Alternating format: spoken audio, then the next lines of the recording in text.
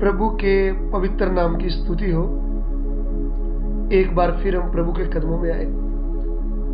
हम आशा करते हैं कि आप अपने स्थान में बिल्कुल ठीक होंगे और प्रभु आपके साथ होगा।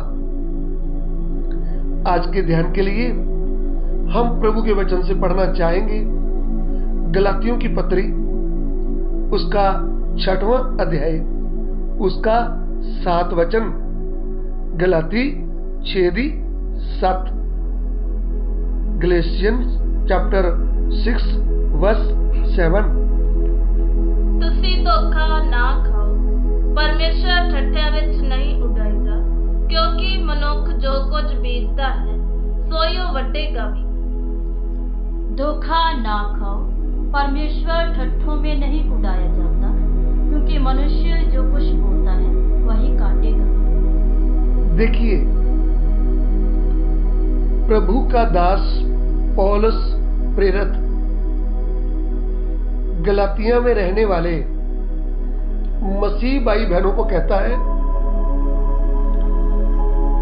देखो भाई, तुम धोखा ना खाओ, परमेश्वर ठट्ठों में उड़ाया नहीं जाता। मनुष्य जो कुछ बोता है वही काटेगा भी। तो इधर में प्रभु का दास प्रभु के आत्मा की गवाही में विश्वासी भाई बहनों को बोलता है, भैया तुमने धोखा नहीं खाना।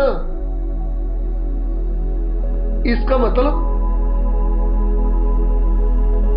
इसके पहले हमारी आदि माता जिसका नाम है हवा, हमारा आदि पिता जिसका नाम है आदम, उन्होंने क्या खाया था? उन्होंने धोखा खाया।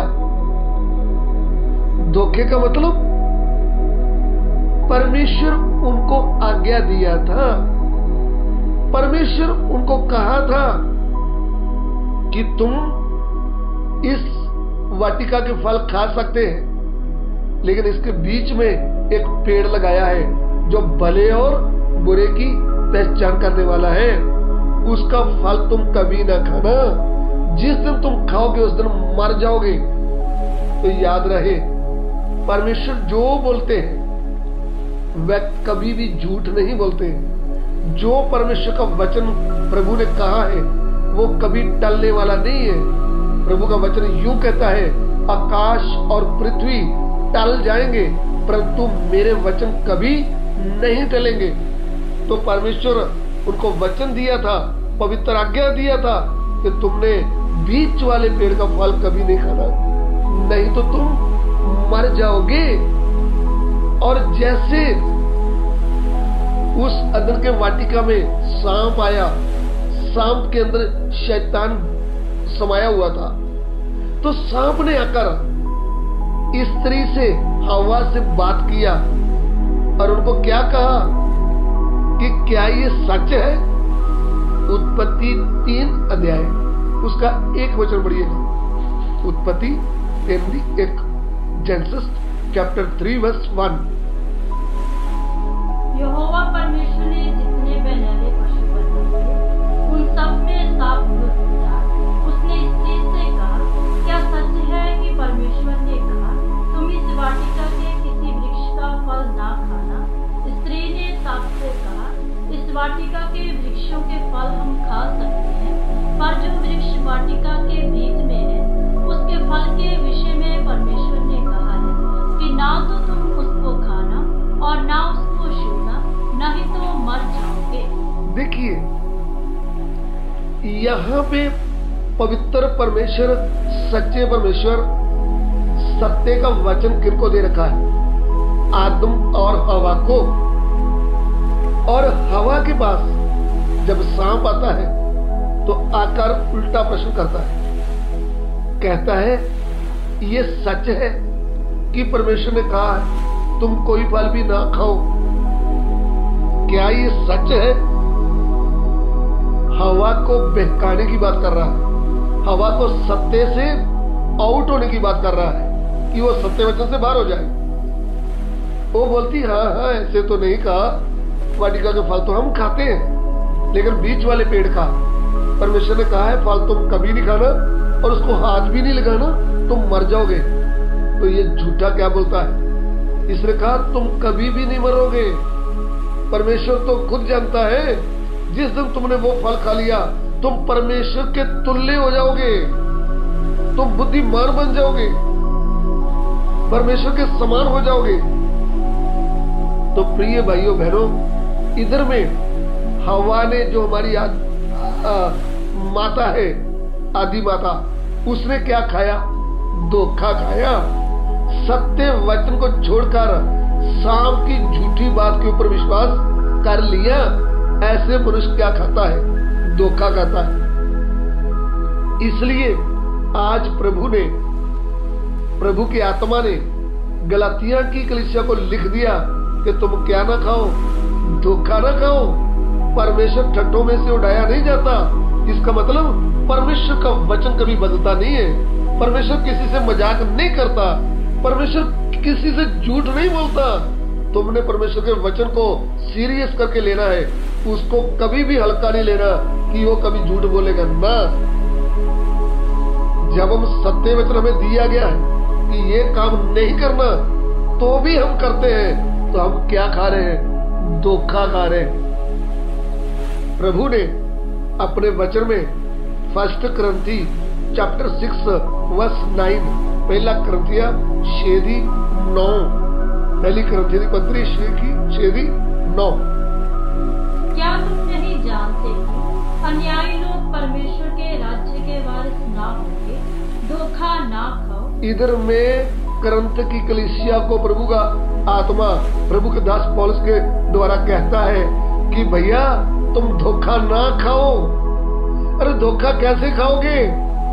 जिनके पास वचन नहीं है, जिनको पवित्र आज्ञा नहीं मिला, वो तो गलतियां करते हैं, वो तो पाप करते हैं, उनको पता नहीं धोखा क्या है।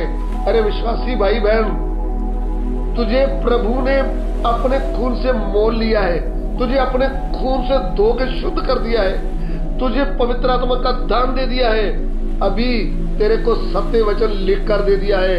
तुमने अभी क्या नहीं खाना? धोखा नहीं खाना। क्योंकि जैसे सांप ने हवा को बहकाया, उसके साथ धोखा किया, ऐसे आज भी शैतान विश्वासी भाई बहनों के साथ धोखा करता है, उनको बहकाता है, उनको दुनिया में फंसा देता है, उनको शरीर की इच्छाओं में फंसा देता है। इसलिए हम सत्य वचन के ऊपर बने रहे, इसलिए हम सत्य वचन को ध्यान में रखें। इधर में क्या लिखा है? धोखा ना खाएं। किस बात से? हाँ जी, ना वैश्यगामी, ना मूर्ति पूजक, ना परस्त्रीगामी, ना लुच्चे, ना पुरुषगामी, ना एक बात पढ़ेंगे। धोखा ना खाओ।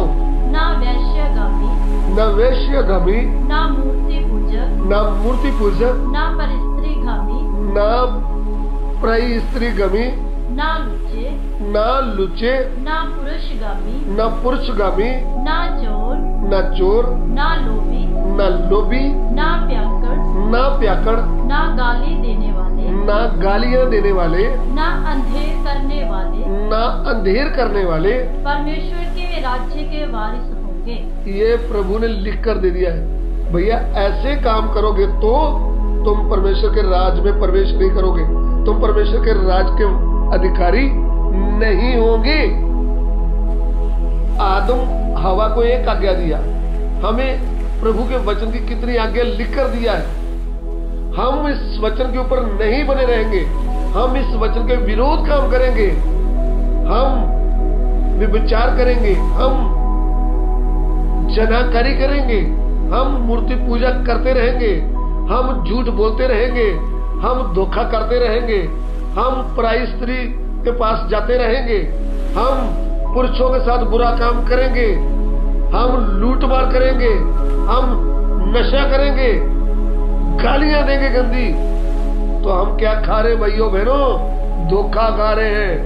यदि हम प्रभु के बेटे बनकर, प्रभु के दास बनकर, प्रभु की दासी बनकर झूठ बोल रहे हैं, छोटी बात को लंबी बना के बोल रहे हैं, लंबी बात को छोटी करके बोल रहे हैं, तो आप धोखा खा रहे हैं। आप धोखा खा रहे हैं। आप प्रभु के पवित्र प्रेम को शरीर के प्रेम में इस्तेमाल कर रहे हैं, तो आप धोखा खा रहे हैं। इसलिए आज प्रभु का आत्मा बोलता है, धोखा ना खाओ, धोखा ना खाओ। तुमको सत्य वचन बता दिया गया, तुम सत्य वचन के ऊपर गंभीरता से बने रहो। तुम लालच ना करो। लोभी लोग परमेश्वर के राज के वारिस नहीं होंगे। तो आज हम लालच के पीछे बढ़े, चाहे लालच पैसे का हो, सोने का हो, चांदी का हो, रुपए का, कपड़े का हो, तो भी हम धोखा खा रहे हैं। झूठी बातें बता करके प्रभु के नाम में पैसे खा रहे हैं, तो हम धोखा खा रहे हैं। इसलिए तुम क्या ना खाओ, धोखा ना खाओ। प्रभु की संगति में आकर भी झूठ बोल रहे हैं, तो तुम धोखा खा रहे हो।